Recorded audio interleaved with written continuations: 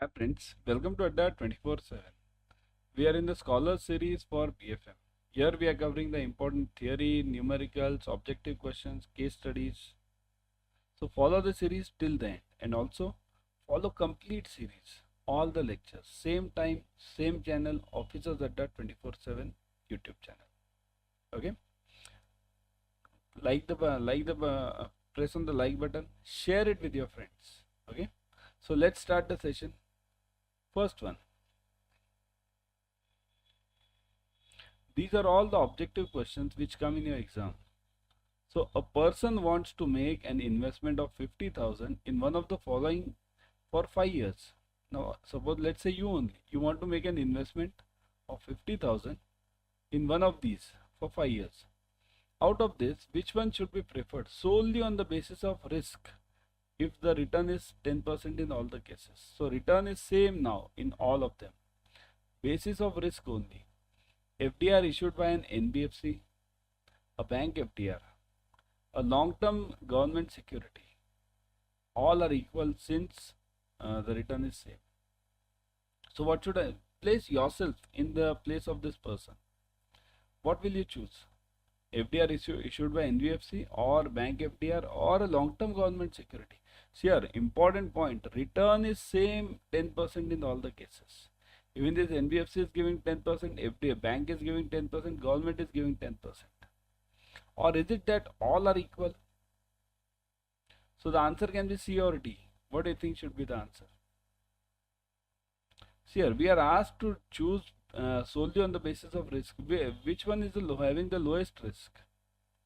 Government security, right? A long-term government security will be chosen. Why? Because it is having the zero risk. That is called a sovereign. Any country's government is called as a sovereign government. Okay, democratic government is called as a sovereign government. So the security on this democratic government is always, or sovereign government is always with highest security, and the risk is zero. Okay, so I'll be choosing this C. Which of the following is correct statement? Lower the risk premium. Lower the risk, higher the risk premium. Higher the risk, lower the risk premium. Lower the risk, no risk premium. What is the answer? Lower the risk, low is the risk premium. Is it so? Suppose if the risk is low, then the risk premium will be lower or higher? What do you think? If the risk is low, what do you think? The risk premium should be lower or higher? Let me see how many of you can answer this. Yeah. This is a basic question for your BFM. So the answer is correct. Only A. Lower the risk, lower is the risk premium. See, your logic is very simple. Low risk, I'll write it over here. Risk. No, here I'll write it because here I'm having a lot of space. Risk. And second is premium. Premium means what? Premium means the charge. Premium. What do you mean by this charge? I'll give you a simple case. Okay. Let me ask you, insurance. Insurance for age of 20 years and insurance for the age of 60 years. Where the risk is higher? Suppose if a person is having 20 years age or somebody is having 60 years age, where the risk is higher? So here the risk is low, right? And here the risk is high. So look logically also, this insurance premium for these two persons, insurance company will charge lowest premium for this person, lowest. And for the 60-year person, firstly it won't give any insurance. No insurance, right? It won't give any insurance. But if it gives, somebody insists, okay, that no, I want the insurance at any cost. In that case, the premium charge will be too high. Too high. Okay. So that is the case. Low risk, low premium. High risk, high premium. That is the basic logic, isn't it? Management of risk within the bank is to be the major concern of. So management of risk in the bank is a major concern of whom? Top management, senior management. middle management, and operational management. Major concerns here. Management of risk is actually the job of everyone, right? So obviously it is the job of everyone. The one who is working in the bank needs to manage the risk at his or her desk, or his or her whatever that department is, right? But this question relates to something else. This question relates to major concern means who is here. Importantly remember, as you go higher in any bank or any company, mainly let's say bank only. As you go higher in any bank, the work divides like it's like this. How does the work divide? See here, responsibility is on the top. Responsibility, okay, that is on the top. And at the bottom, transactions means working, practical working, transaction. So if I am at the bottom level, I am at the lower level now, working over here. So my transaction will be higher over here, right? And responsibility will be less. It won't be zero. Otherwise somebody will say zero. It's not zero. So it goes like this.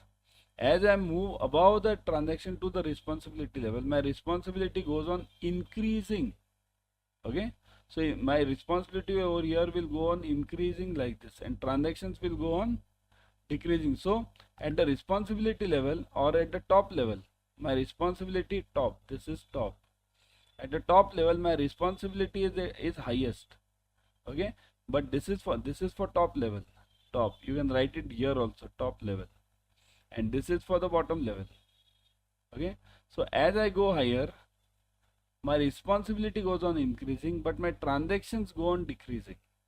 Okay, so my transaction level will go on decreasing and responsibility will go on increasing. So now again coming back to this question, management of risk within the bank is a major concern of, basically remember, it's a major concern of top management.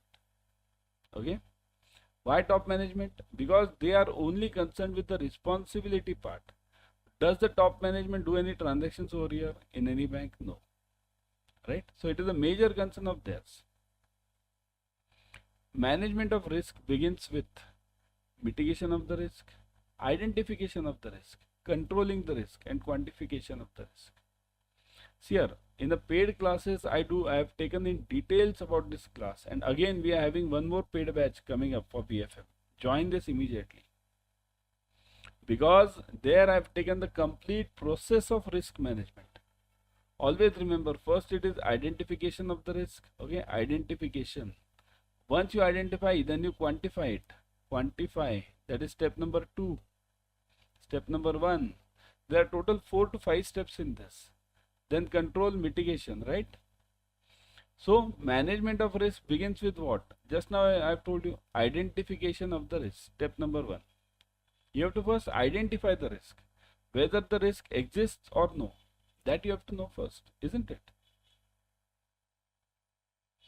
Usually the risk management organization in the bank consists of board of directors, risk committee, risk management committee to board, senior level executives committee, risk management support group, and all of the above.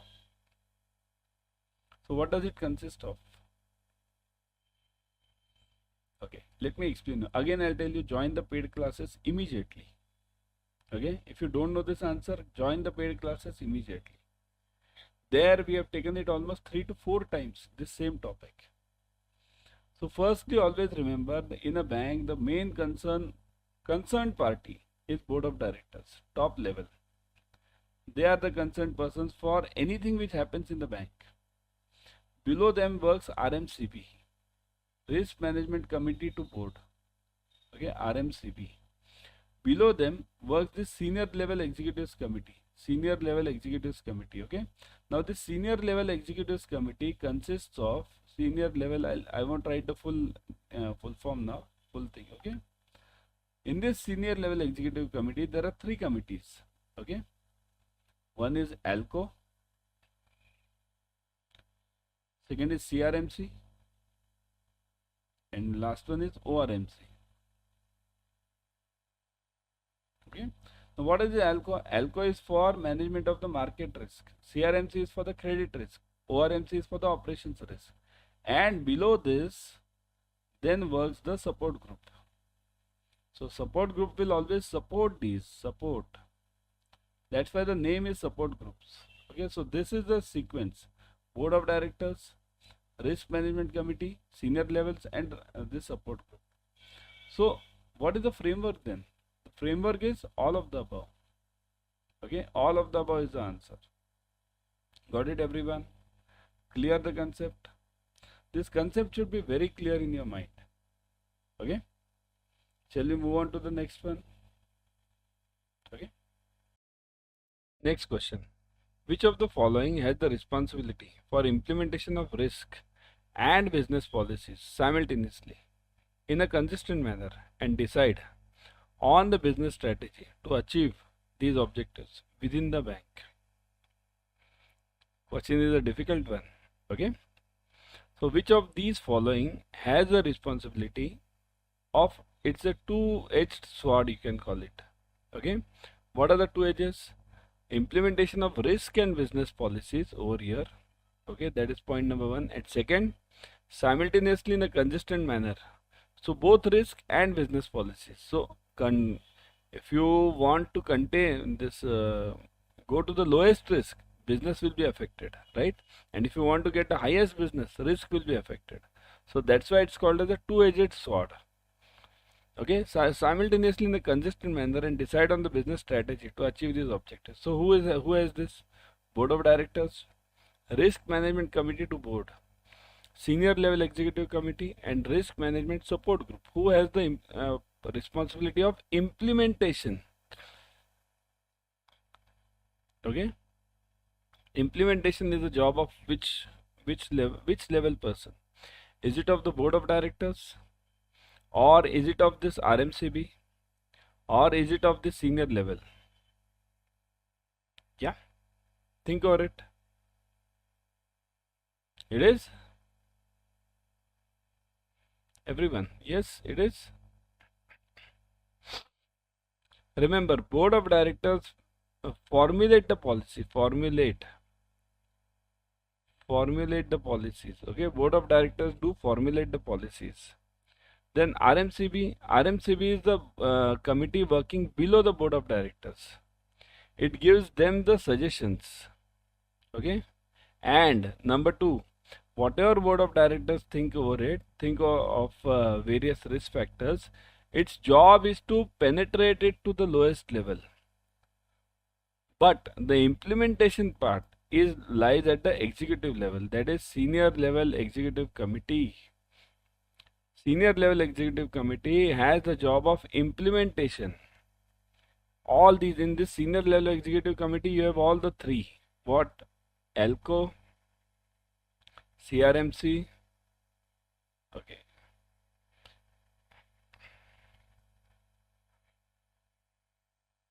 ALCO, CRMC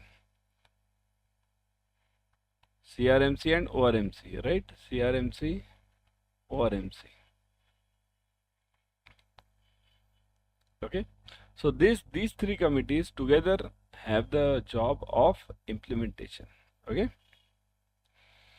all the transactions undertaken by the bank have one or more of the following risks. So all the transactions, all, now you are talking of all, means it is related to cash clearing, transfer, account opening, loans, any type of loans, forex, anything you call it under the roof of banking.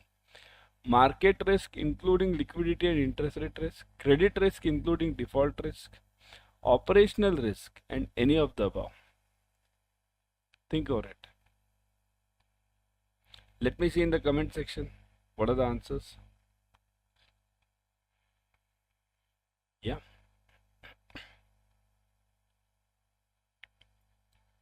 Now it depends. See this. Suppose if you are dealing in forex or securities trading, then here you will be having forex. Okay, forex. I'll give you simple examples. Forex. Then you will be having the market risk. Suppose if you are dealing with loans, you will be having the credit risk. Suppose if you are dealing in any of these now, loans, forex, or even the liabilities, deposits, then you will be having mainly this operations risk, right? So all these transactions are a part of banking transaction. So your answer will be any of the above. All the banking transactions shall have one or more of the following risks. That is, either it can have market risk or credit risk or operations. Now see here, I've given here the word as forex. It doesn't mean this market risk is only related to forex. I've given here credit risk for loans. So it doesn't mean only for loans. Credit risk is for loans as well as others, means for securities also. Operational risk. Operational risk can be for loans, deposits, forex, any transaction, treasury. Okay. A bank branch sanctioned a term loan of rupees 10 lakh for a period of 7 years at 3 plus base rate of 9% of the bank. The funding of the loan, this let's cancel this 3 plus base rate. Okay. The funding of the loan is from a 3-year deposit at 7%. Which of the following risk this transaction is associated with? So 10 lakhs is sanctioned, okay, as a loan. It is for 7 years at 3% plus base rate. So what is the base rate? Base rate means nowadays here, let's change this from base rate to repo rate now, because nowadays we use repo rate. So 3% plus repo rate. Now funding is from 3-year deposit at 7%. So my loan is for, now look at it, loan is for loan and this is deposit. Okay, my loan is for 10 years, 10 lakh 7 years. Okay, 10 lakh and 7 years. My deposit is for, the amount is not given, so it is same 10 lakh and it is 3 years. Now this loan rate is what? Loan rate is base rate plus means repo plus 3, R repo plus 3, and this is 7%. This is fixed. Now the bank is facing what? This amount is same, but what about this year, tenure? So it will face this funding risk, time risk, liquidity risk, all of the above. Look at the question properly. Okay. Let's tackle one by one. Now the deposit is for 3 years, loan is for 7 years. So after 3 years, the person who has deposited the money will come back for the funds. So that time you won't be having the money because it is given for 7 years. So you will be facing what? Liquidity risk. Right? Similarly, this funding risk. Why funding risk? Now funding risk means how to obtain the money. So this after 3 years you will be facing this funding risk also. Now what the time risk? Time risk also you will be facing, because after all the time, the durations are different. Similarly, for this repo plus 3 and 7, here also you will be facing the funding risk. So funding risk will be affected over here because of this time also and because of this rate also. Because if the repo rate tomorrow decreases or increases, then your bank will be in a problem depending on whether it's above 7 or below 7. Okay. So all of the above is the answer. The bank will be faced with all the types of risks. Okay. Funding, time, liquidity, all of them. A bank branch sanctioned a term loan of 10 lakhs for a period of 7 years at 3%. Is it the same question? No. No. 3% plus base rate. Let's consider this repo again of the bank. Okay. The funding of the loan is from 3-year deposits here. Basic question remains the same. Only the risks are changed. So the bank will be faced with what? Again go back to this. Okay. So I'll just copy this and write it over here. Loan and that deposit, right? I think so. The amount is same, 10 lakh, 10 lakh. Here it is 7 years, here it is 3 years, and now here it is repo R plus 3 and it is 7, right? So now what are the risks the bank is facing? Basis risk, operational risk, reputational risk, and all of the above.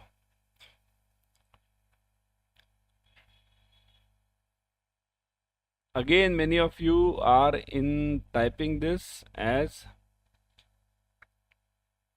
All of the above. Many of you are typing this all of the above because we are in the habit of typing all of the above.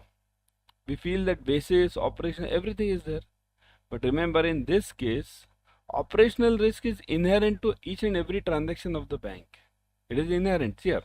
Operational risk will be there in your savings, current, FD, loan, treasury, trade finance, everywhere it will be there. So don't consider that.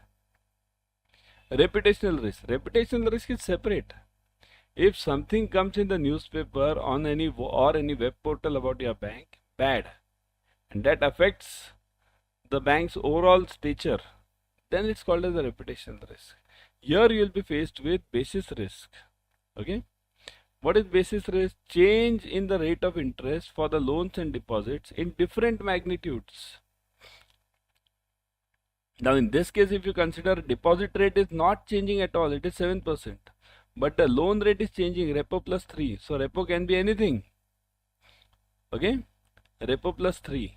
So that's so repo would go up or down, and that would lead to the basis risk, means change in different magnitudes of the interest for the deposits and the loan. Okay, that's why the answer is A. Hi friends, welcome to Adda 24/7.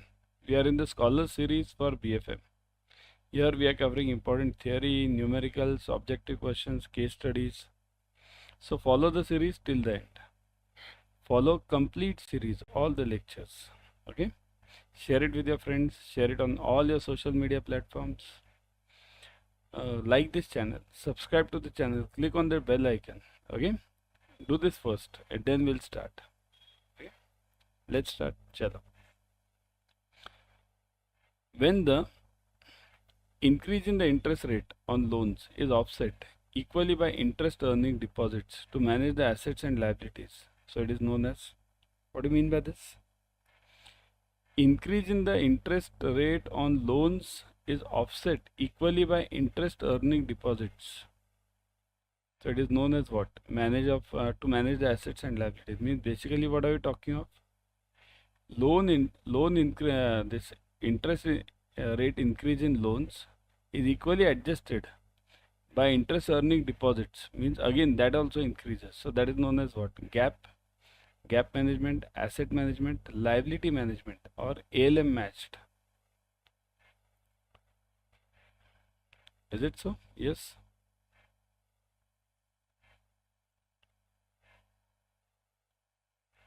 So the answer is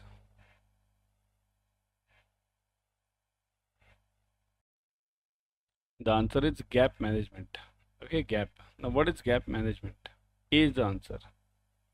Okay, A is the answer. What is gap management? So this gap management means, hold on, first let me mark this answer for others also. So gap management. So what does gap management mean? It means that managing assets and liabilities to balance any increase in the interest rate on loans. To manage any increase in the interest rate on loans. If the loans interest rate increases, then the assets and liabilities should manage. It basically refers to balancing the money going out to cover the debts from the interest bearing securities. Okay, so that is basically gap management. Okay, if a transaction in forex market from rupee to dollar takes place on Monday and is settled on Thursday, assuming no holidays, so it is termed as what? T plus 2, T plus 3, T plus 4, T minus 3. Quite simple. See this, it is taking place on Monday,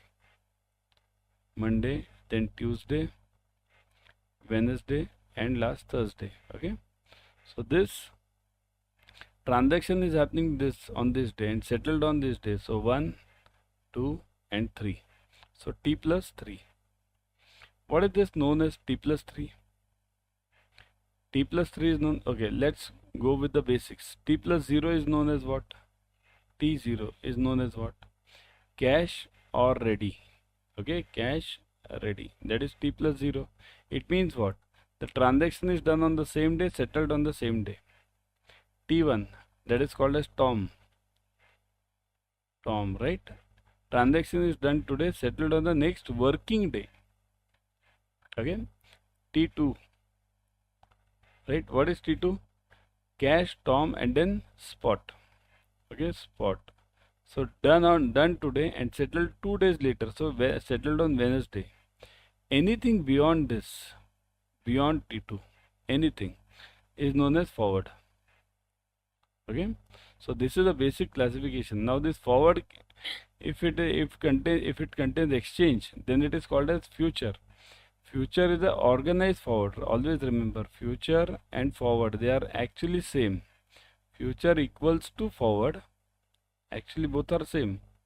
Okay, but there's a slight difference. There's a word called as organized. Organized forward means there is an exchange in between. Exchange. Okay, BSc, NSC, anything. So this is the basic classification. Okay, it was just a revision for you. Derivative contracts that are traded directly between two eligible parties are called as two parties. This is half part of the definition which I gave you over here, future and organized forward. The remaining half of this is over here. In future, always remember, future, there are always three parties. Okay, which are the three parties in future? Buyer, seller, and last one is exchange. Okay, exchange is the third party. So exchange means it organizes or it prepares the rules of the game. Forward has only two parties. Buyer, this buyer and seller. Exchange is not there. So it is like the forward contract which we book. Forward contract between the customer and the bank for dollar, rupee. Okay, between the bank and the customer, that is forward. But if you purchase dollar through stock market, so that is basically future, commodity market. Then that becomes future because their exchange comes in. So derivative contracts that are traded directly between two parties. Two parties means buyer and seller. They are known as OTC, over the counter, right? Always remember, forward is OTC,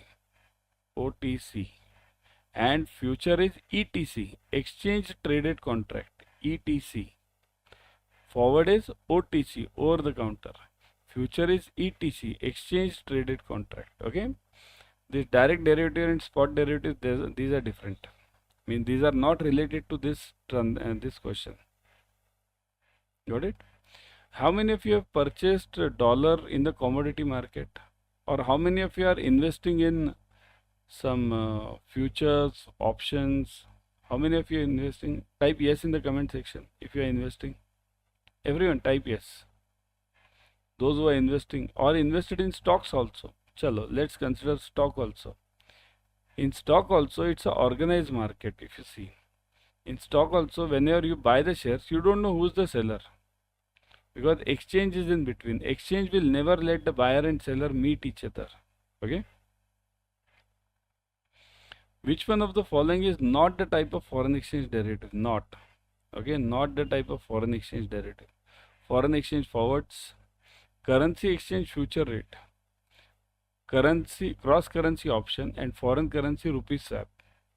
So which of them is not the type of foreign exchange forward? Okay, or derivative? Think. What do you think? Roughly we feel looking at this rupee name, we feel that the answer is rupee, foreign exchange rupee swap. But let me correct this point. Here, foreign exchange forward, currency exchange future, cross currency or foreign currency swap. We feel this because we see the rupee word over here, not a foreign exchange. So we say, oh, rupee, but that is not the answer. That is not the answer. The answer is, think.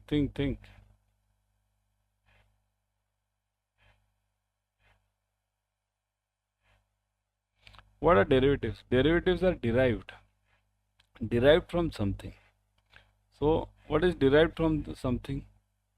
See here, option is a derivative, so it's a D. I'll write it derivative. Forward is a derivative, but this cross currency future rate, it's not a derivative. This is not a derivative. Okay, because it is just a rate which is booked forward. I am telling you I'll be selling this gold for you to you at 80,000. So here I am booking the rate. I am not giving you the derivative contract. So the answer is B. Okay, not a type of foreign exchange derivative. The answer is B, that is cross currency exchange future rate. That is not the derivative. Okay, got it everyone? Next one. Which of the following service cannot be undertaken by correspondent bank? Cannot. Correspondent bank. Firstly, what is correspondent bank? Suppose let's say we are having in our country SBI. Okay. Now SBI wants to do some LC transaction in USA. In USA.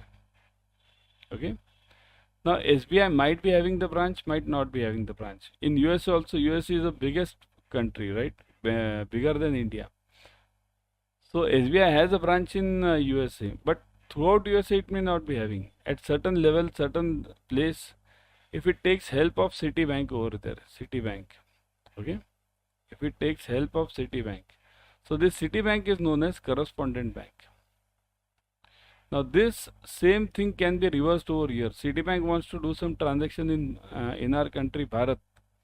Then Citibank will be taking help of SBI. Or these are just two examples where both the banks have their branches in both the countries. We can take it as a third country, South Africa, some country. Okay, so there also you can. So correspondent bank means what? It's basically helping each other. Correspondence, agent. This is basically the agent bank. Okay, agent bank. So which functions they cannot take place? Clearinghouse, overdraft, investment services, none of the above. So which are the functions these correspondent banks cannot take in their hands? Think of the answer. Yes. Cannot take. Remember, we are acting as agents. Have you seen something correspondent bank earlier also? We had correspondent banks in our country also. I'll tell you how. Earlier, those who are from the old banking, means roughly those who have joined the banks 10 years back. We had a Miker clearinghouse, right? Clearinghouse. This Miker clearinghouse was mainly conducted by which bank? Which bank was it conducted? SBI, right? Wherever SBI was not there, see here, wherever SBI was not there, so what did SBI do? It appointed PNB or any other bank, PNB or any other bank, as their agent. So this agent is known as correspondent bank. So remember, correspondent bank is not only applicable to Forex, it is applicable to local also. Even we had those correspondent DDs earlier, means almost 15 years back, 20 years back, not even 15, 20 years back. We had DDs on correspondent banks. So this correspondent bank can take help of which can take over which function? It is none of the above. Cannot take over which of the function? It is none of the above. It can take over all the functions. Clearinghouse function also. Overdraft also. Means it can give overdraft. Means Citibank can give overdraft on basis of SBI. Investment services, that can also be taken. Means if SBI wants to get some funds from USA, it can take help of Citibank over there. So all the things are allowed. Okay, it's not that this is allowed or that is not allowed. Okay, so that is the answer. Okay, next one. Domestic bank XYZ uses the account of third party banks which holds nostro account to settle the foreign exchange transactions. This type of transaction takes place through which of the following? Loro, Vostro, Mirror or Shadow? It's very easy for those who have studied or at least done this studies of Forex. It's very easy. See here, there are three types of basically accounts. One is Nostro, right? Nostro. Second is Vostro. And third one is Loro, right? Loro. What is Nostro? Nostro is my account with you, with you. Okay. Vostro is your account with me. And Loro is, it's a third party system, their account with them. With them means again third party. This is the most confusing thing. Suppose if let's say SBI is maintaining account with Citibank. SBI is maintaining a Nostro account here. So this account will be called as Nostro in the books of SBI. SBI will call this account as Nostro, but Citibank will call this account as Vostro. Means remember, Nostro and Vostro are not separate accounts. They are same only. Nostro and Vostro are same. It's only the problem is from whose angle are you looking at it. If you are looking at it from the opening bank's account, means that bank which has opened this account, the bank whose account is opened. If you look at from that angle, that is called as Nostro. If you look from that bank who has opened the account, it's called as Vostro. And Loro is the most difficult thing to understand. Loro is actually not an account. Not an account. It is not an account at all. It is the system of accounts. System of accounts. So what does it mean? You are referring to some other systems. Okay, system of accounts. So means what? Suppose the SBI and Citi, they want to deal with each other and they don't have account with each other. Let's say they don't have Nostro, Vostro, they don't have. So what will they do? They'll deal with HSBC. HSBC, both the banks will be having the account, SBI and Citibank. They will be having the account with HSBC. So this dealing is known as Loro through a third party bank. Okay, so Loro is known as a third party bank system, and it's a account bank, this account system, it's not the actual account. Okay, here we are referring to their account with them. Now there can be many banks here. It can happen that SBI and Citibank are not maintaining the account with HSBC. Citibank is having with, let's say, Standard Chartered, Stancy. Okay, and SBI is having with HSBC. So this whole arrangement will come over here. SBI will speak to HSBC to credit to Stancy. Stancy will further credit it to Citibank. So it will go on chain. It can be 2, 3, 4 banks. So that is known as Loro arrangement. Whenever you deal with a third party account system, that is known as Loro arrangement.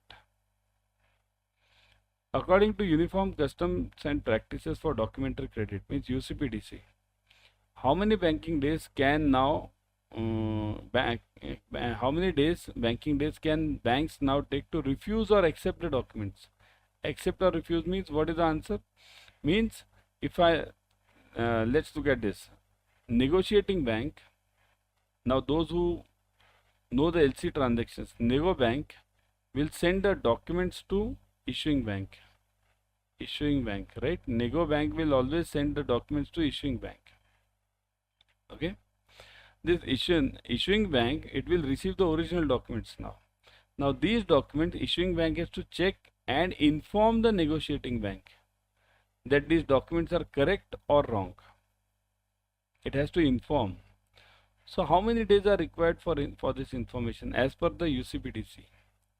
Type in the comment section, everyone. How many days are required in the comment section? Yes. What do you think? How many days are required over here? Is it okay? I'll give you a few options. Is it 5 days? Is it 7 days? Is it 21 days? Or is it none of the above? None. So what is the option? 5 days, 7 days, 21 days, or none of the above? It is 5 days, but 5 days means 5 banking days. Remember this word, banking days. Okay, banking days. Banking days means bank should be open for regular course of business. What do you mean by regular course of business? It should be open for the customers. That is known as regular course. We come for in bank on 1st April, right? After 31st March we come there to the bank. But is that bank open for this customers on 1st April? No. If you come to work on Sunday, some extra work, So is it bank open? No. Regular course of business means for customers. Okay. So the answer is 5 days. Got it?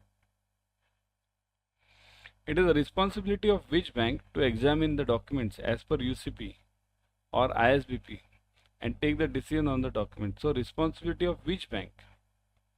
Who has to check the documents properly?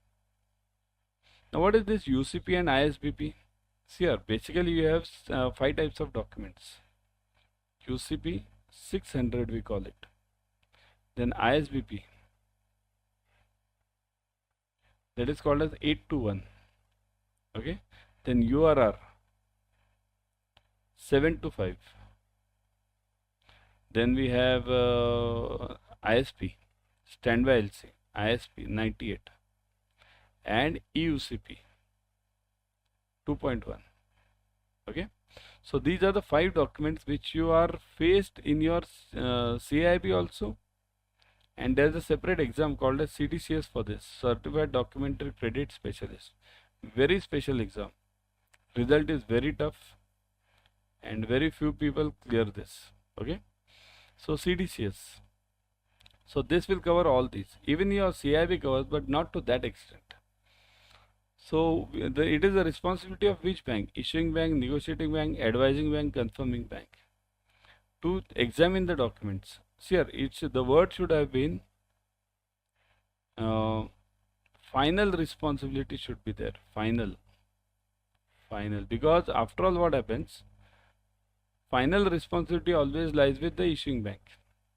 That is the answer. Otherwise, even negotiating bank has to check the documents depending on whom they are dealing with. If negotiating bank is dealing with the customer and it is financing that customer on scrutiny basis, so it has to check the documents also. But here the word is final. So it is the responsibility of this issuing bank. Even confirming bank has to check the documents before giving the confirmation. Okay. So that's why the right answer is final responsibility. Answer is issuing bank.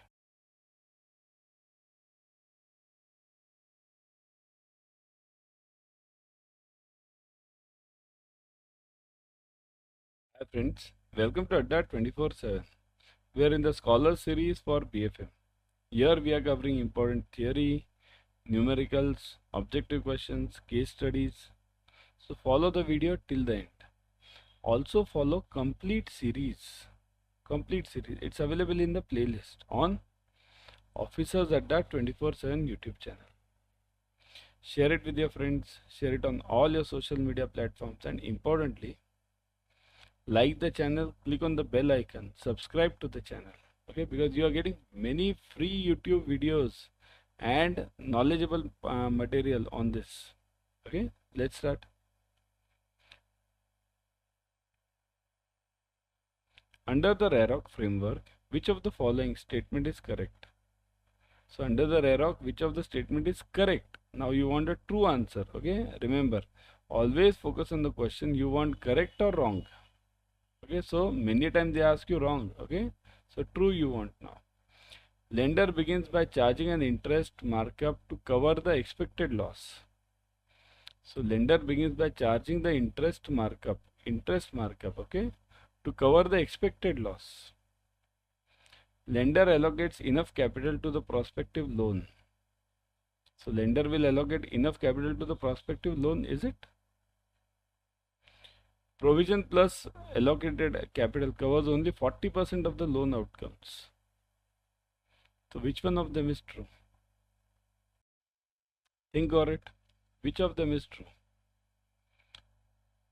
Lender begins by charging interest markup, or lender allocates enough capital to the prospective loans, and provision plus allocated capital covers only 40% of the loan outcomes. You want the correct one, huh? Which one of them is true? Is it A and C, A and B, B and C, or all A, B and C? Generally, we have a trend in answering for your JIB and CIB exams. Whenever you see all of them, we generally answer this. Okay, but here the answer is not this. Okay, The answer is not D, all of the above. Now you think. Answer is not D. That's what the single hint I have given. The answer is B. Okay, A and B. Sure. Firstly, understand. Under this RAROC framework, lender begins by charging this what additional interest. Interest markup means what? Additional interest. Means suppose if I am charging 9% for a regular customer or 8% for a regular customer, 8-1 for regular.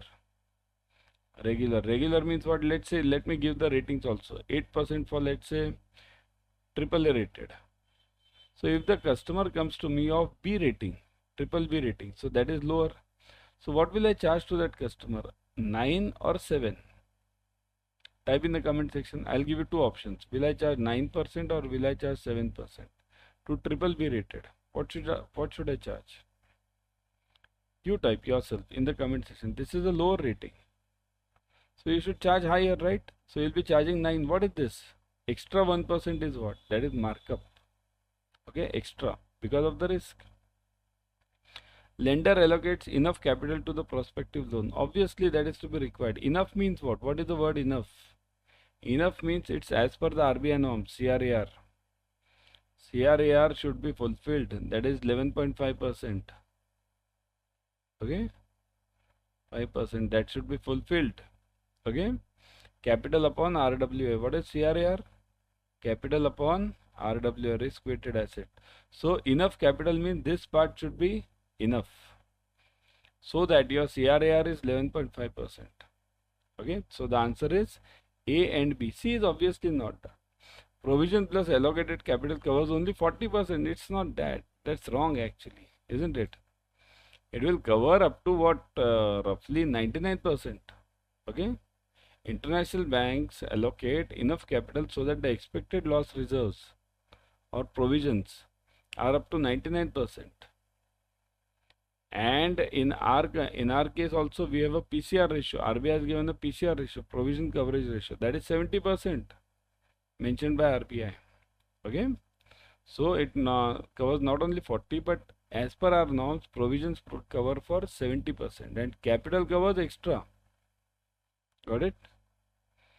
Which of the following statement is incorrect? Now you want a false one with respect to LRM, loan review mechanism.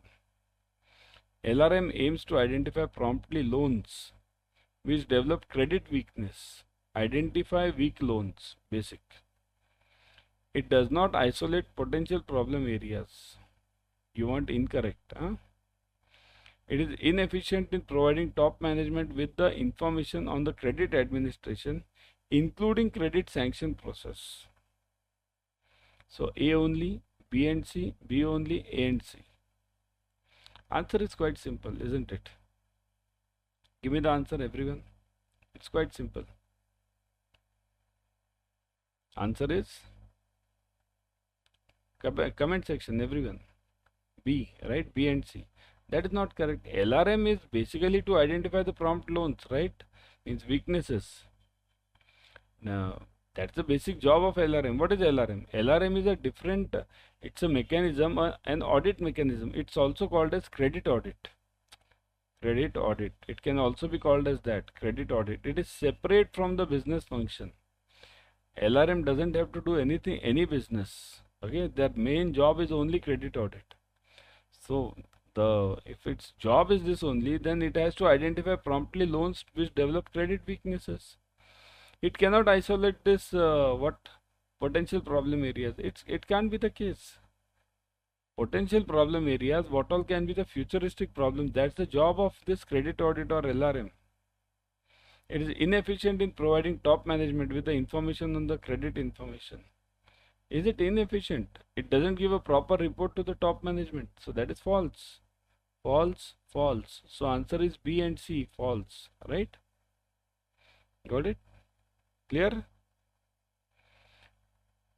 Which type of account can be opened under the FCNR account? But actually this is not FCNR. It should be called as FCNRB. FCNRB. Bank. This is known as bank. You'll ask me, sir, if this is FCNRB, then what is FCNRA? There is no FCNRA. There is no FCNRA. There was an FCNRA in early 90s, but that was closed at that time. Now we don't have any FCNRA. Okay. So which type of account can be opened in FCNR? Savings, current and savings, term deposit, and all of the above. Now let me clarify a few points. Okay. NRE, NRO, then FCNR, B, right? D. Now what type of accounts can be opened in this? Everyone? I'll write 3 types of accounts. Chalo, I'll ask you only. Savings, current, and FD. Okay, FD. So current and savings. So which type of account can be opened in? Let's start with this NRE. Can I open a savings account with NRE? Type yes in the comment section if you feel yes. Okay, the answer is yes. Can I open a current account in NRE? Yes. Can I open a FD in NRE? Yes. I can open all the 3 in NRE. NRE is always opened in rupees. Okay, it's always in rupees. Rupees. NRO. Now you type, everyone. Type YYY, YNN, anything, whatever you want. YYY, YNN, NYY, any combination just as per the saving, current and FD. So can you open this NRO savings? Yes. Can you open NRO current? Have you seen NRO current? Means, can you open this? What do you say? NRO current. It can be opened, yes. Can you open NRO FD? What say? Can be opened. What about FCNRB? Can you open FCNRB savings? No. Can you open FCNRB current? What say? Can you open? No. Can you open FCNRB FD? Yes. So only term deposits are allowed. FCNRB account is never in rupees. Never. NRE, NRO are always in rupees. Okay, always. So don't forget these basics. Okay, they are always in rupees, and that NRE, NRO, and FCNRB is never in rupees. It can be in dollar, it can be in pounds, it can be anything, but not rupees. Got it?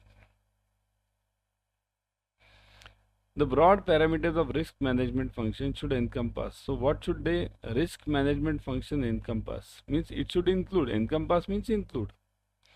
Risk management policies that are consistent with the broader business strategies. Broader. Consistent means in line. Guidelines and other parameters used to govern risk taking, including detailed structure of the prudential limits. Prudential limits means what? Including detailed structure of the prudential means whatever RBI has given. Prudential limits are always given by the central bank of any country. Okay. Comprehensive procedures and comprehensive risk reporting framework. Procedures, comprehensive. Okay. And comprehensive risk reporting framework. So which one of them? Now all of you have got afraid that no, all of these may not be the answer. All of you have got afraid now, right?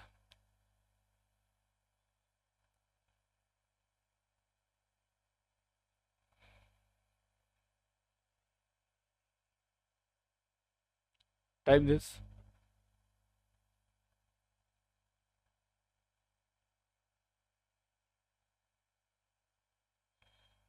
What is the answer? It is now D. Now D is correct. All of the above. Okay. See here, whatever you do in a risk management function, what is the risk management function? Basically management of your ALM, to be frank. So this ALM should be in line with all your ABC, isn't it? Broader perspective, long term. Then RBI's compliance measures And comprehensive risk reporting. Reporting should be there, isn't it? Otherwise, how will you function? Isn't it? Got it, everyone? So all the things should be included in this, consistent with the broader perspective. Okay, then okay, let me type few this. What does it include? Firstly, it includes organizational structure. Second is comprehensive risk management approach. Then risk management policies approved by the board. Okay, that is also included. Guidelines and other parameters. Strong MIS. Okay, strong MIS is a basic need of anything, in fact, not only LRM or not only risk management, everything. Strong MIS. Well laid down the procedures. Procedures should be also effective, isn't it? Procedures, policies, so that the and it should be detailed procedures so that the employees while following it shouldn't have any confusion. Separate risk management framework independent of operational department means, look at this, this is very important. It should be separate. The risk management framework, or like we had that credit review just few minutes back, LRM, credit audit. These credit audit and this risk management team, they should not be pressurized for business. If they are pressurized for business, how will they do this, their job? So they should be independent of the business. Okay, these are very lucrative departments. Those you all are working in this retail banking, I would suggest everyone should join all these risk department or this credit management department, credit audit, because they don't have any business pressure. Okay. Next, a major issue in establishing an appropriate risk management organization structure is, so establishing appropriate risk management organization structure. What is risk management organization structure? Firstly, what is this structure? Forget this question. This question I'll answer it later. First, here the structure is like this. First, it is BOD at the top, Board of Directors. Below that, it is RMCB, Risk Management Committee to Board. This is RMCP. Below this, there are three executive groups: CRMC, Credit Risk Management Committee, Operations Risk Management Committee, and ALCO, Asset Liability Committee. So this measures credit risk, credit. This measures ops risk, operations, and this measures market risk, market. Okay, and to support these, we have separate support groups. Below these, okay, we have support groups. Support groups, okay, groups. Got it? So now, once you got this framework, organizational structure, now you look at the question.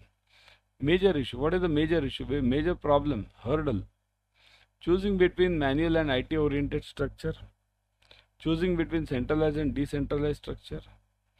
Choosing between individual and decentralized structure. Choosing between centralized and individual structure. So what is the answer?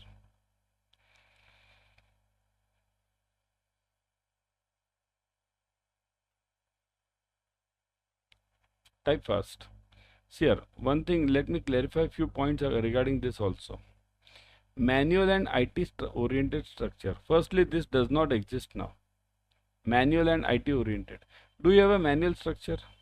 Manual means what? Manual means everything is manual. Do you right now work on ledgers? Have you seen the ledger banking? There was a ledger banking in early 90s, up to early 90s, and before that also. Yeah, early 90s. It was ledger banking. They were used to be fixed big ledgers. These customers used to deposit any money that was entered in that ledger of that customer. Can you imagine this today? We won't be able to work. So manual system is gone now. So this is totally out. This is wrong. Okay. Centralized and decentralized. This can be thought. Individual and decentralized. What is this individual and decentralized? There is nothing called as individual and decentralized. Individual means decentralized. Individual means decentralized. Okay, so this is also wrong. Centralized and individual. Again wrong. Centralized and decentralized. That's the basic word. So the answer is this. Choosing between centralized and decentralized structure.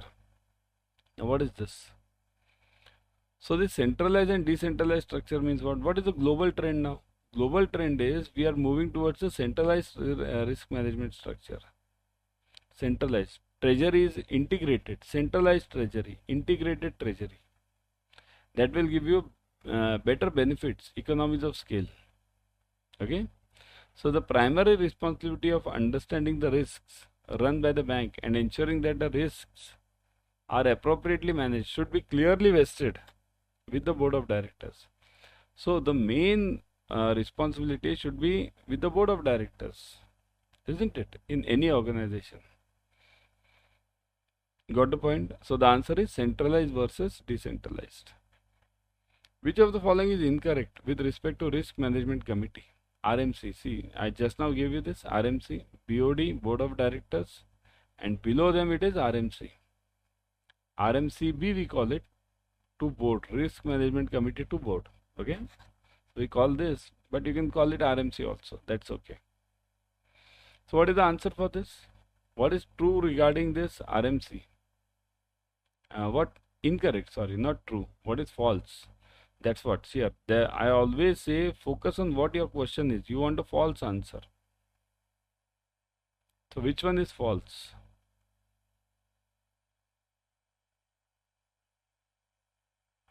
What do you say, guys?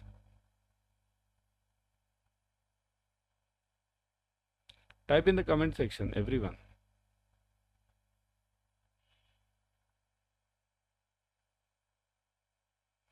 The answer is, yeah. Is it? Let's see. Chalo, I'll read this. The purpose of this top level committee is to empower one group with full responsibility of evaluating the overall risk faced by the bank. It must consist of top executives who do not report to anyone. Committee should hold the line management more accountable for the risk under their control and the performance of the bank in that area. So A, C, B and A and C. Incorrect we wanted, incorrect. Again I'll tell you, where will you fall into the trap? Whenever you see this option A and C, we feel that there are more chances that this is correct, D, but that is wrong over here. So A and C is not the answer together. The answer is B. It is incorrect. Not reporting to anyone. Can this happen in bank? Any bank. Even there is board of directors, that is the supreme authority in any bank, right? Board of directors. They are also answerable. They are also reporting to. Whom they report to? Whom do board of directors report to? Board of directors report to shareholders. All the shareholders in the AGM. Okay. Shareholders can ask any question to the board of directors. So they are reporting to this shareholders. MD reports to the board of directors. All the executives report to the MD. This is what. So there cannot be any system in banking where somebody is not reporting to anyone. Remaining ones are correct. Top level committee to empower one group. So this group is directly responsible. Whatever board of directors frames the policies, these policies are framed under RMCB. They support the board of directors to prepare those policies and see to it that the policies are implemented by the lower level committees and the bank as a whole. Okay. So committee should hold this line management more accountable. Obviously, RMCB will hold these ALCO, CRMC, ARM, ORMC more responsible, isn't it? Right? CRMC, just now I typed this, CRMC, ORMC and this ALCO. So obviously these teams will be more responsible because these are line managers. Okay.